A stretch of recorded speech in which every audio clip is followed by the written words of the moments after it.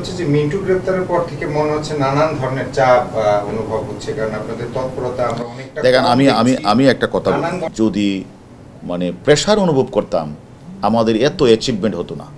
এবং আপনারা জানেন আমাদের ঊর্ধ্বতন কর্তৃপক্ষ, আমাদের মাননীয় স্বরাষ্ট্রমন্ত্রী মহোদয় কিন্তু একাধিকবার আপনাদের বলেছেন যে কোনো প্রেশার নেই, আমাদের প্রতি নির্দেশ হচ্ছে মামলাটা যেন নিরপেক্ষভাবে তদন্ত করা হয়। এবং আমি মনে করি আমরা নিরপেক্ষভাবে আমাদের ডিবির চৌকস টিম, তদন্তকারী কর্মকর্তা রাত দিন 24 ঘন্টা পরিশ্রম করছে, আরও যে আসামি আছে তাদের গ্রেপ্তারের চেষ্টা করছে। আমরাও মনে করি কোনো নিরপরাধ ব্যক্তিকে এই মামলায় হয়রানি করা হবে না, অযথা ডাকাডাকি করা হবে না। সুস্পষ্ট তথ্য প্রমাণের ভিত্তিতেই তদন্তকারী কর্মকর্তা যাকে প্রয়োজন মনে করবে তাকে আদালতের অনুমতি নিয়ে জিজ্ঞাসাবাদ।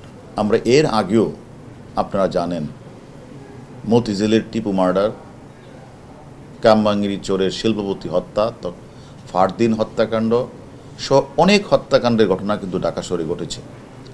আমাদের চৌকস ডিবি টিম আমরা কিন্তু তদন্ত করে তথ্যপত্র বের করে আমরা প্রত্যেকটা খুনের মোটিভ কিন্তু আমরা বের করেছি। তেমনিভাবে আমাদের বাংলাদেশের একজন সাংসদ কলকাতার মাটিতে খুন হয়েছে, সেই হত্যাকাণ্ডের বিষয়ে কিন্তু আমাদের ডিবির টিম নিরলসভাবে রাত দিন তারা পরিশ্রম করে তারা তদন্তের ক্লু বের করার চেষ্টা করছে।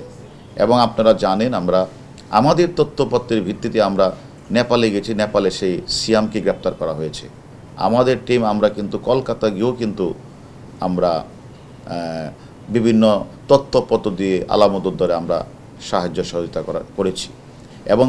এবং ওই হত্যাকাণ্ডের যে মূল কিলার পূর্ব বাংলার কমিউনিস্ট নেতা শিমুল ভুইয়া সহ আরও অনেককে আমরা গ্রেপ্তার করছি। ইতিমধ্যে আদালতে 4 জন ব্যক্তি 164 করে বিজ্ঞ আদালতে ম্যাজিস্ট্রেটের সামনে তারা জবানবন্দি, স্বীকারোক্তিমূলক জবানবন্দি দিয়েছে।